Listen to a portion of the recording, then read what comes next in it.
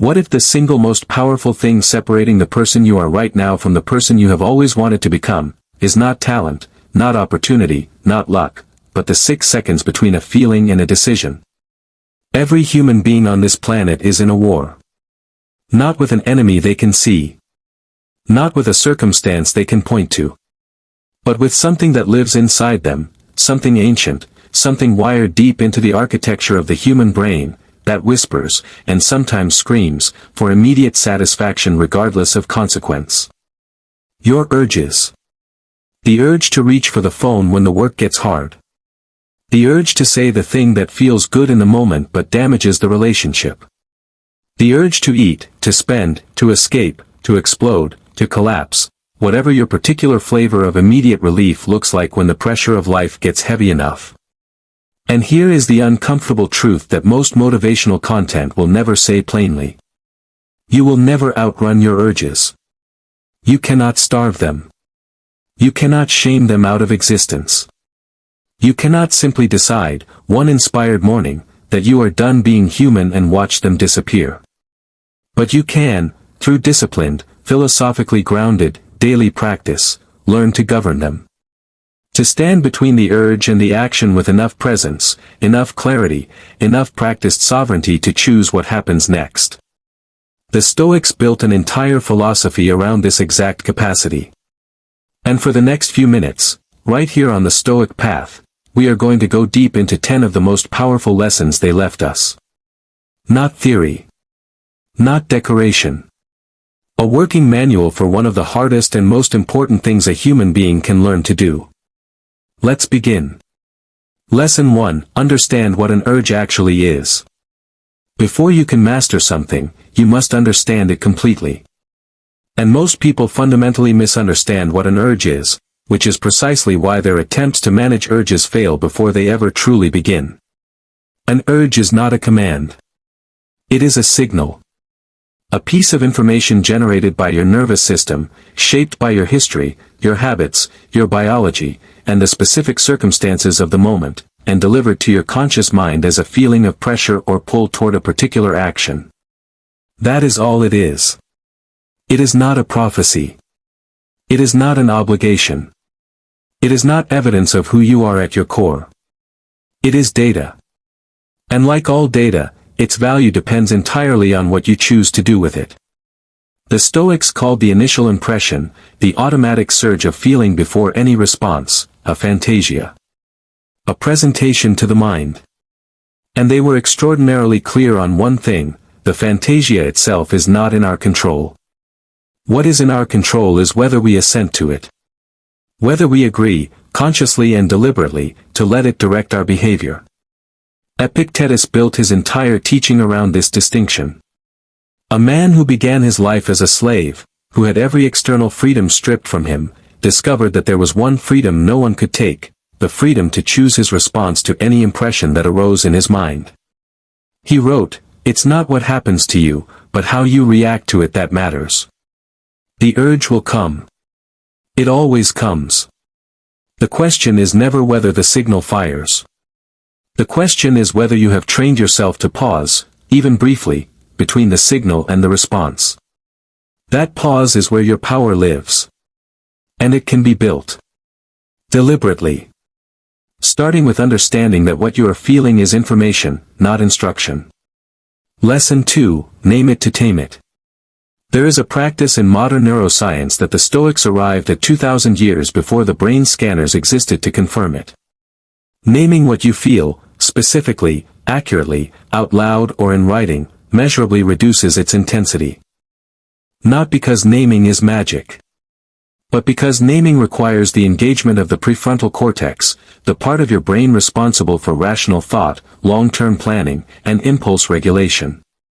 And the moment that part of your brain activates, it begins to modulate the activity of the amygdala, the part responsible for the raw, urgent, reactive surge of the urge itself. When you name what is happening, you are literally changing the neurochemistry of the moment. A man named Patrick had a problem with anger. Not dramatic, violent anger, but the slow-building, quietly corrosive kind that leaked into his marriage, his parenting, his work, in ways he couldn't quite control. He had tried willpower. He had tried breathing exercises. He had tried removing himself from situations before they escalated. Nothing held. Then his therapist gave him one instruction. The next time he felt the surge building, before he did anything else, he was to say, silently and precisely, I am feeling angry right now. Specifically, I feel disrespected and powerless, and my body is responding with the urge to assert control through anger. Patrick thought it sounded ridiculous.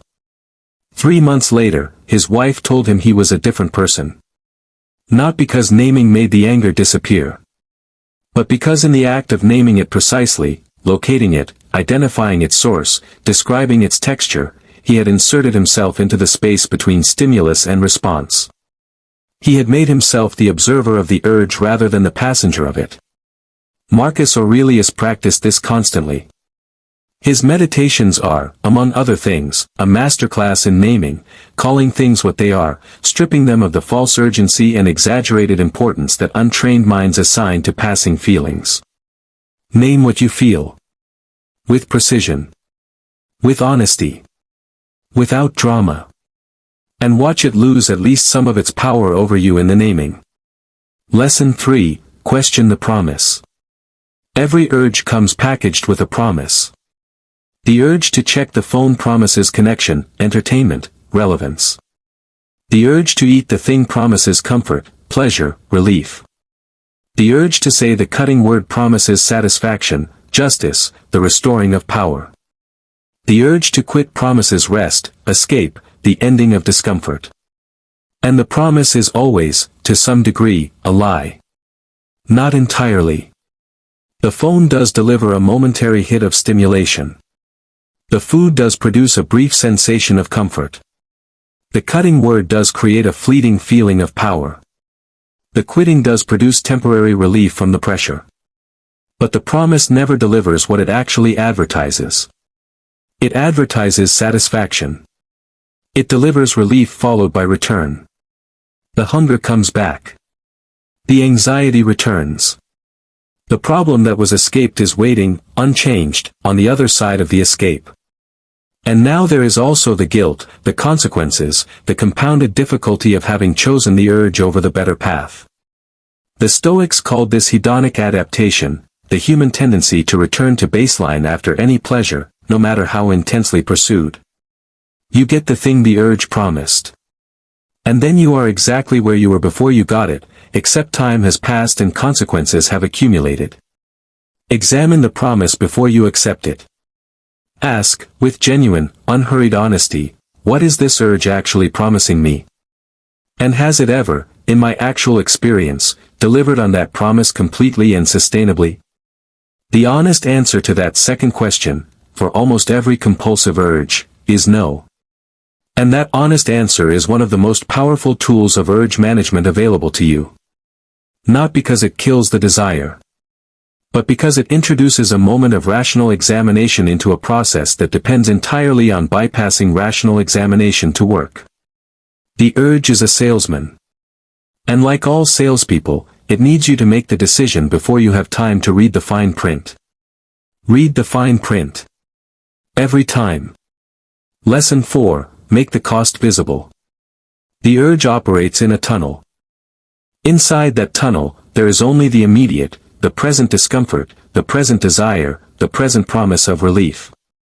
What the tunnel deliberately obscures is everything outside it. The future consequences. The accumulated cost. The version of your life that is being quietly, incrementally shaped by the pattern of choices this urge has been driving. The Stoics had a practice they called negative visualization, the deliberate, disciplined act of imagining clearly and honestly what a particular course of action leads to over time. Not pessimism. Not catastrophizing. Clarity. A young man named Marcus, not the emperor, a different Marcus, had a habit of spending impulsively. Not dramatically. Not in ways that immediately felt catastrophic. Just the small, constant, urge-driven spending that modern life makes frictionless and invisible. A few purchases here. A subscription there. The thing he wanted right now instead of the thing he was saving toward. At 30, he sat down and did something he had been avoiding for years. He calculated what the habit had cost him over the previous 5 years. The number was large enough to change the way he breathed when he read it. Not because he hadn't known, somewhere in the back of his mind, that it was adding up. But because the urge had always been very skilled at keeping the addition invisible. At presenting each individual decision as small and contained and harmless, disconnected from the pattern it was actually part of. Making the cost visible, genuinely, numerically, specifically visible, collapsed the tunnel. It forced the future into the present moment, where it could participate in the decision rather than being conveniently absent from it. Whatever your urge is, make its cost visible. Not once, in a moment of crisis. Regularly. As a practice. As a deliberate act of bringing the full picture into the frame every time the tunnel tries to narrow your vision to only what feels good right now. The full picture is your ally. Let it into the room. Lesson 5, build the pause before you need it. Everything we have talked about in this first part of our conversation, the naming, the questioning, the visibility of cost, depends on one thing. A pause. A moment of space between the signal and the response. A breath. A beat.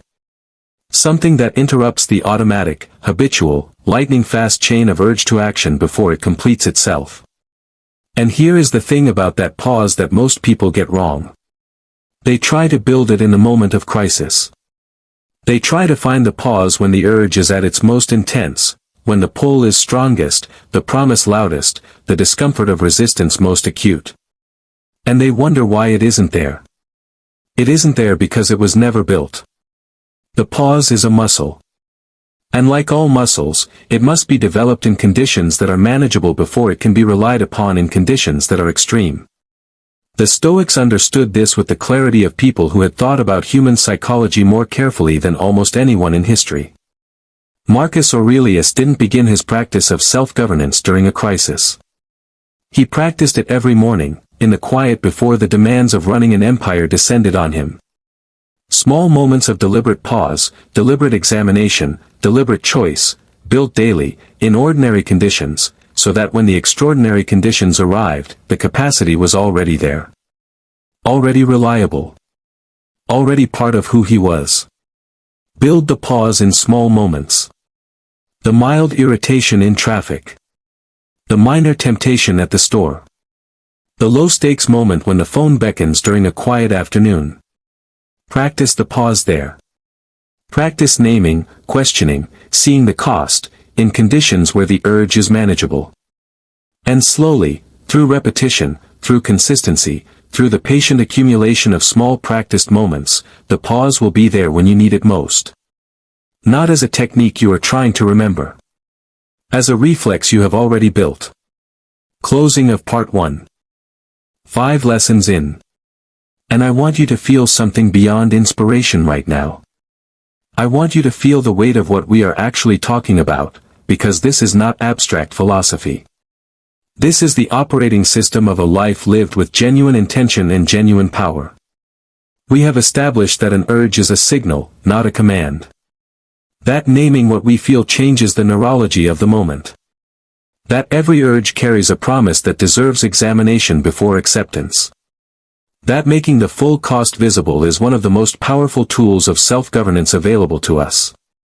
And that the pause, the foundational capacity on which everything else rests, must be built in ordinary moments before it can be trusted in extraordinary ones. There is a version of you that exists just beyond the urge. Not a perfect version. Not a version that never feels the pull of temptation or the weight of desire or the exhausting pressure of wanting something that isn't good for you. But a version that has learned, through practice, through philosophy, through the patient and sometimes painful work of genuine self-governance, to stand in the space between the urge and the action and make a choice rather than execute a reflex. That version is not a fantasy. It is a destination. And the 5 lessons we are about to walk through together are the road that leads there. Let's continue. Lesson 6, understand the difference between desire and need. The human mind is extraordinarily bad at distinguishing between what it wants and what it requires. This is not a character flaw. It is a design feature, one that served our ancestors well in an environment of genuine scarcity, where pursuing every available resource aggressively was a survival strategy.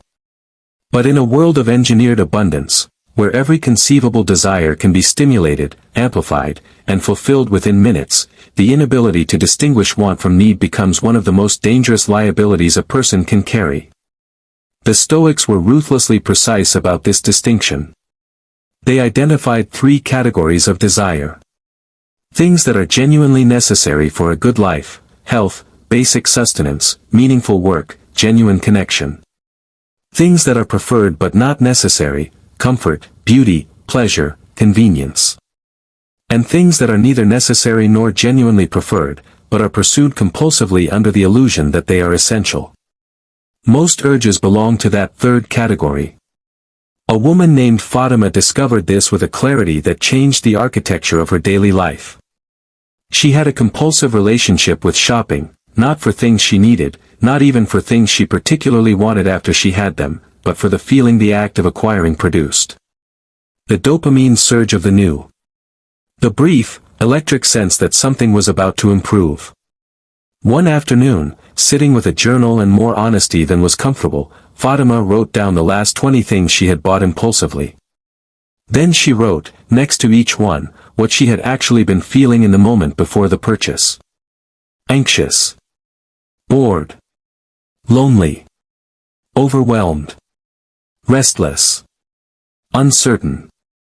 Not one of those feelings had a price tag solution. And not one of the purchases had addressed the feeling that drove it. What she had been calling desire was actually discomfort in disguise. The urge was not pointing her towards something she needed. It was pointing her away from something she hadn't yet learned to sit with. This is what Epictetus meant when he wrote, "Seek not that the things which happen should happen as you wish, but wish the things which happen to be as they are, and you will have a tranquil flow of life." The urge tells you that something outside yourself will resolve something inside yourself. It is almost always wrong. Ask, before every compulsive reach, what am I actually feeling right now? And is there anything this action can genuinely do about that feeling beyond temporarily masking it? The honest answer to that question is the beginning of real self-knowledge.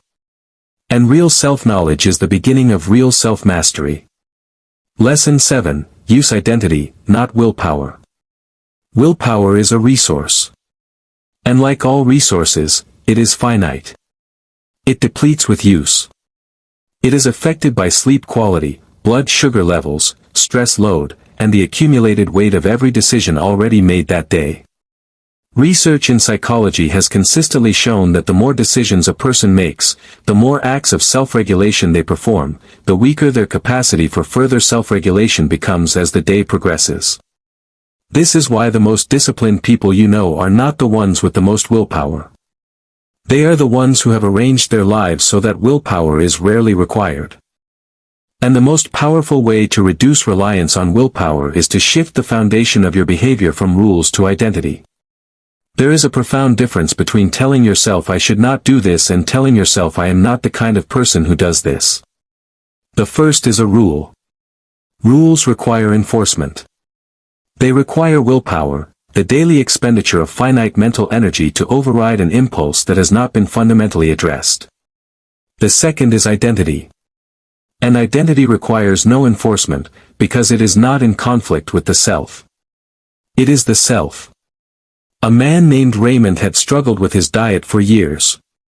He had tried every form of the rule-based approach, calorie counting, restriction schedules, cheat day systems, accountability partners. Each one worked briefly and then collapsed under the weight of willpower depletion and the relentless pressure of an identity that still fundamentally saw itself as a person who ate whatever he wanted. The shift came not from a new diet plan but from a new sentence. He stopped saying I am trying not to eat this. He started saying I am someone who takes care of his body. It sounds almost too simple to be significant. But identity is the operating system. Rules are just applications running on top of it. And applications crash constantly. Operating systems run continuously, silently, automatically, shaping every process that happens within them. The Stoics understood this. They didn't practice virtue as a set of rules to follow. They practiced it as an expression of character, of who they understood themselves to be at the most fundamental level. And when your behavior is an expression of character rather than a compliance with rules, the urge that conflicts with it meets something far more durable than willpower. It meets you. Decide who you are. Not who you are trying to become. Who you are. Now. In this conversation. In this decision. And let that identity speak louder than the urge. Lesson 8, make your environment smarter than your weakest moment. Here is a truth that the most self-aware people understand and the least self-aware people resist. You are not equally yourself in all environments. The person you are at 6 a.m., rested and clear and full of intention, is genuinely different, neurologically and psychologically, from the person you are at 11 p.m., depleted and overstimulated and reaching for whatever the nearest source of relief happens to be. Both are you. But they are not equally equipped to make good decisions. And designing your life as if only the best version of you will ever be making decisions is one of the most reliable ways to ensure that your worst version consistently wins. The Stoics practiced premeditatio malorum, the premeditation of obstacles. They thought carefully, in advance, about the conditions under which they were most likely to fail, and they prepared for those conditions before they arrived, rather than hoping virtue would be sufficient when the moment came. Apply this to your environment with ruthless honesty. A woman named Claire knew, with complete certainty, that she could not keep certain foods in her house and eat them in moderation. Not because she lacked discipline in general, but because the combination of late evenings, low energy, and the specific neurological profile of those particular foods made moderation functionally impossible for her in that context. She spent 2 years fighting that reality with willpower. Then she simply stopped buying those foods. The urge didn't disappear. But the urge without a target loses most of its power. And the 10-second decision not to add something to a grocery order is infinitely more manageable than the 10-minute battle of willpower at 11 p.m. when the thing is already in the house. Remove the thing from the environment and you remove the need to defeat the urge at its strongest. This is not weakness. This is architecture. The most disciplined people in the world do not rely on discipline alone. They build environments that make the right choice easier and the wrong choice harder. They put friction between themselves and their worst impulses, and they remove friction between themselves and their best ones. Design your environment as if your weakest moment will be making decisions in it. Because it will be. And when it is, you want the environment to be smarter than the urge. Lesson 9. Embrace discomfort as the practice itself. Everything we have covered in these 10 lessons points toward a single, unavoidable conclusion. Mastering your urges is not comfortable. Not the naming. Not the pausing. Not the examination of promises. Not the identity work. Not the environmental redesign. None of it is as immediately comfortable as simply doing what the urge demands. And if you are waiting to feel ready, if you are waiting for the practice of self-governance to feel natural and easy and frictionless before you commit to it, you will be waiting for the rest of your life. Because the discomfort is not a sign that something is wrong. The discomfort is the practice. There was a young man named Elias who trained under a coach known for his unusual teaching method. Every week, the coach would assign Elias something that made him specifically uncomfortable. Not dangerous. Not arbitrary. But targeted, precisely, at whatever edge of his capacity was currently the most underdeveloped. 1 week it was cold water immersion. 1 week it was complete silence for an entire day. 1 week it was eating one simple meal when he wanted something elaborate. 1 week it was sitting with a problem without seeking anyone's input, relying entirely on his own judgment. Elias asked the coach, after several months of this, what the point was. Why these specific discomforts? What did cold water have to do with his goals? The coach looked at him for a long moment and then said something Elias carried for the rest of his life. The specific discomfort doesn't matter. What matters is that every time you choose it voluntarily, every time you sit with the urge to escape and decide not to, you are proving to yourself that you are someone who can. And a person who knows they can endure discomfort is a person who cannot be controlled by the fear of it. The Stoics called voluntary discomfort ascesis. Deliberate practice under difficult conditions. Not punishment. Not self-flagellation. But the intentional, regular, disciplined choice to do the harder thing, so that when the harder thing is not a choice but a necessity, you are already someone who knows how to do it. Seek the friction. Voluntarily. Regularly.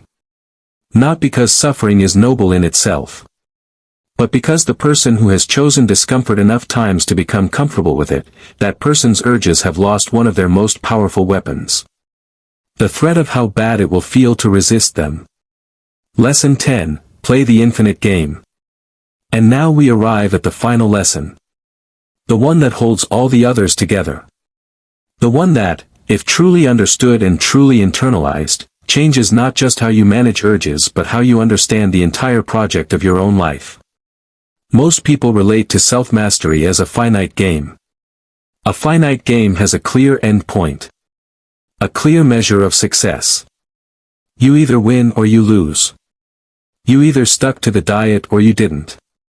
You either resisted the urge or you gave in. And every failure is a defeat, evidence that you are not the person you are trying to be, confirmation of the suspicion that you never will be.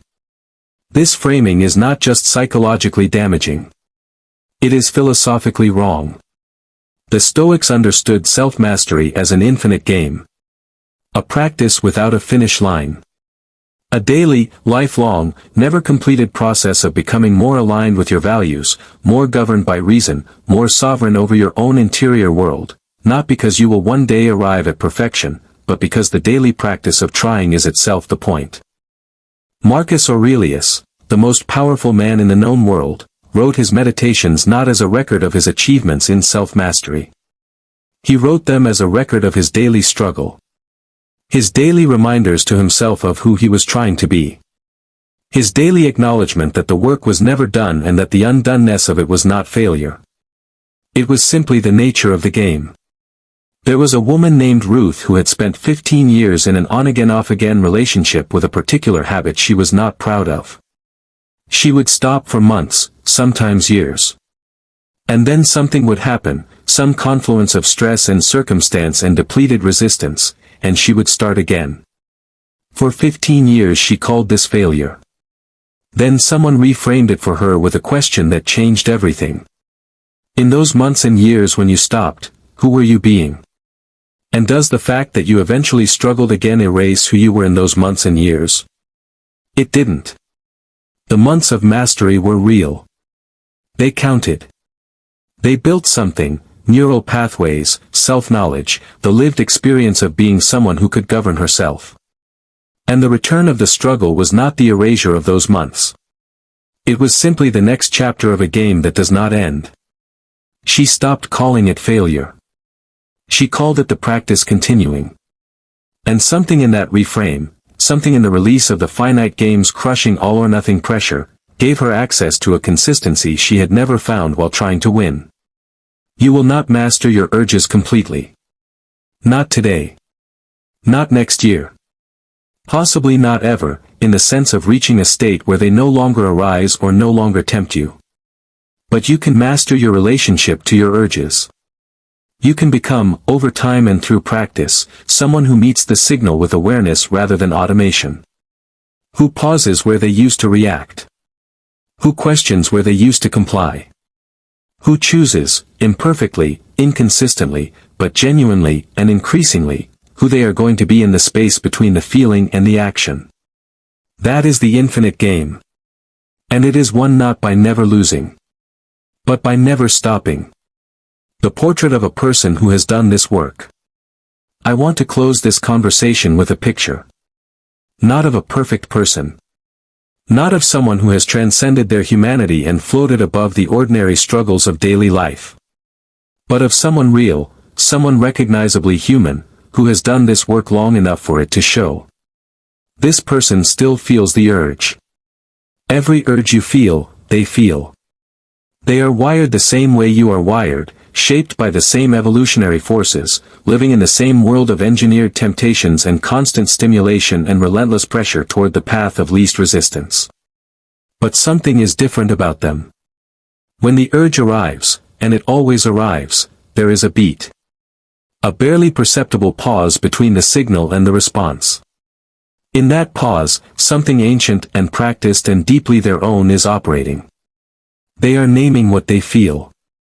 They are questioning what the urge is promising. They are, even briefly, even imperfectly, bringing the full picture into the frame before they decide. And then they choose. Not always the harder thing. They are human. They make compromises. They have bad days and depleted evenings and moments when the accumulated weight of life is more than the pause can hold. But more often than not, more often than they used to, more often than the person they were before they started this practice, they choose who they want to be over what the urge is demanding. And over time, those choices compound. Into habits. Into identity. Into a life that looks, from the outside, like discipline and strength and unusual self-possession. But from the inside, it simply looks like someone who knows themselves. Who has done the work of understanding what drives them and what governs them and what is available to them when they decide to take full, sovereign, stoic responsibility for the 6 seconds between the feeling and the decision. That person is available to you. Not as a destination you arrive at. As a direction you walk in. Starting now. Starting today. Starting with the very next moment the urge arrives, and you remember that you have a choice. You have always had a choice. The Stoics just gave you the tools to use it. Subscribe to the Stoic path. If these 10 lessons landed in you the way I hope they did, if something in this conversation gave language to a struggle you have been living silently, or gave you a framework that finally makes the work of self-mastery feel possible rather than just admirable in other people, then I need you to do one thing. Subscribe to the Stoic path. Right now. Before the next video starts. Before the next scroll pulls you somewhere else. Because this, what we just did together, is what this channel is built for. Week after week, we come here and we have the conversations that go beneath the surface.